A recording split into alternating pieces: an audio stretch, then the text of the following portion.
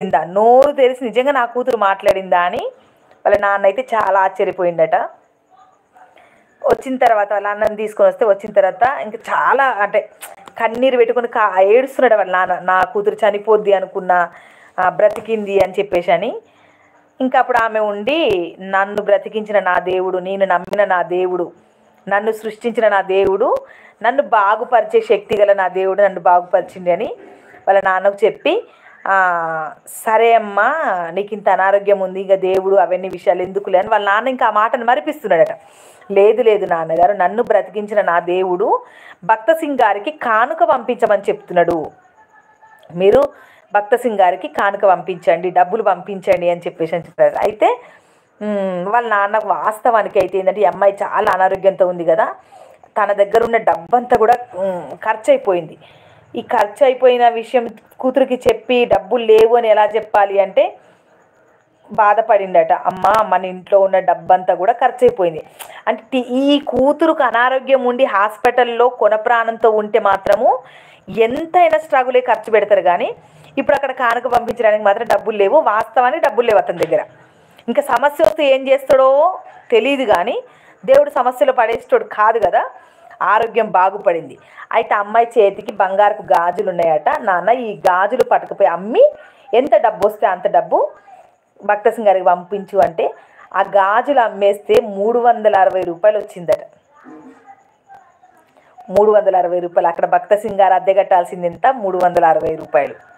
అదే 360 రూపాయలు ఇక్కడ వస్తే మనీ ఆర్డర్ చేయాలి. ఆ రోజులలో 30-40 సంవత్సరాల కిందట ఇలాంటి స్పీడ్ పోస్టులు ఇట్లాంటివి లేవు, ఇంకా ఆన్లైన్ పేమెంట్స్ లేవు కదా. ఎంఓ మనీ ఆర్డర్ చేయాల్సిన అవసరం ఉంది, మీరు వెళ్ళి మనీ ఆర్డర్ చేసి రండి అని చెప్పి పంపించిందట. ఈ మనీ ఆర్డర్ అక్కడ చేరడము, వాళ్ళు అక్కడ రెంట్ కట్టడం కోసము భక్త సింగ్ గారు ప్రే చేసుకొని బయటకు వచ్చి చూడగానే మనీ ఆర్డర్ వచ్చింది. చూసి కవర్ విప్పి చూస్తే అందులో 360 రూపాయలు ఉంది. అంటే దేవుడి మీద యథార్థంగా ఆధారపడి ఆయన మీద పూర్తి భారం వేస్తే మన కోరికలు తీర్చడు, కానీ మన అవసరాలు తప్పకుండా తీరుస్తాడు.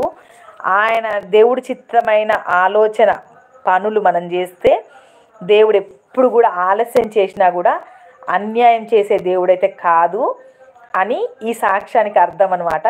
నేను ఏదైతే పని జరగట్లేదు అని ఆతృత పడుతూ తొందరపడుతున్నానో నిన్నటి వరకు గత ఒక నెల రోజులుగా నేను చాలా హరిబరి అవుతూ తర్జన భర్జన అవుతున్న టైంలో ప్రతిదానికి దేవుడు ఒక సమయాన్ని ఇస్తాడు. ఆ సమయంలో తప్పకుండా నీ కార్యము జరుగుతుంది అన్నట్లు నాకు చాలా ధైర్యం వచ్చింది.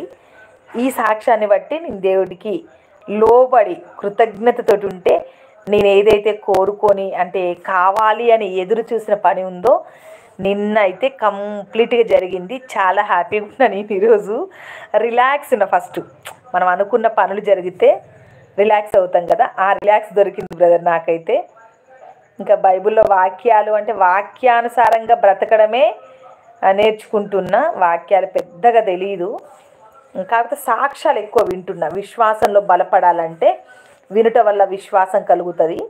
ఇలా కొన్ని మంచి సాక్ష్యాలు పెద్ద పెద్ద దైవ సేవకులు, ఇప్పుడు సంఘాలు, ఇప్పుడు హోసన్న మినిస్ట్రీస్ అని ఏసన్న గారు స్థాపించారు. హోసన్న మినిస్ట్రీస్ అనేవి గుంటూరులో ఏసన్న గారు స్థాపించారు. హెబ్రోను సహవాసం అనేది భక్త సింగ్ గారు స్థాపించారు. ఇలా పెద్ద పెద్ద మినిస్ట్రీస్ ఎవరైతే పెట్టి ఉన్నారో వాళ్ళు పాత అంటే ఏమంటారు వాళ్ళని, చాలా పురాతనం నుంచి దేవుణ్ణి ఆరాధించిన వాళ్ళు. ఈ టెక్నాలజీ రాకముందు దేవుడి మీద ఆధారపడ్డ వాళ్ళు అనమాట. అది కొంచెం నాకు ఈజీ మెథడ్ ఉంటుంది. ఇప్పుడు వీళ్ళు చెప్పేది ఈ టెక్నాలజీని అట్లా అంటు పెట్టి చెప్తారు, నాకు అది కొంచెం అర్థం కావు. నేను పాత సేవకులవే, మా నాన్న మా తాతయ్యలు అట్లాంటి వయసున్న సేవకులవి ఎక్కువ సాక్ష్యాలు వింటున్నా. ఆ సాక్ష్యాల వల్ల నేను ఎంతో బలపడుతున్నా. ఆ సాక్ష్యాలు విన్న తర్వాత నాకు కూడా అలాంటి విశ్వాసము సంకల్పం కలగాలని ప్రే చేసుకుంటున్నా. థ్యాంక్ యూ బ్రదర్, మీ వల్ల ఈరోజు ఒక 5 నిమిషాలు దేవుడి గురించి మాట్లాడే సందర్భం వచ్చింది. Thank you so much.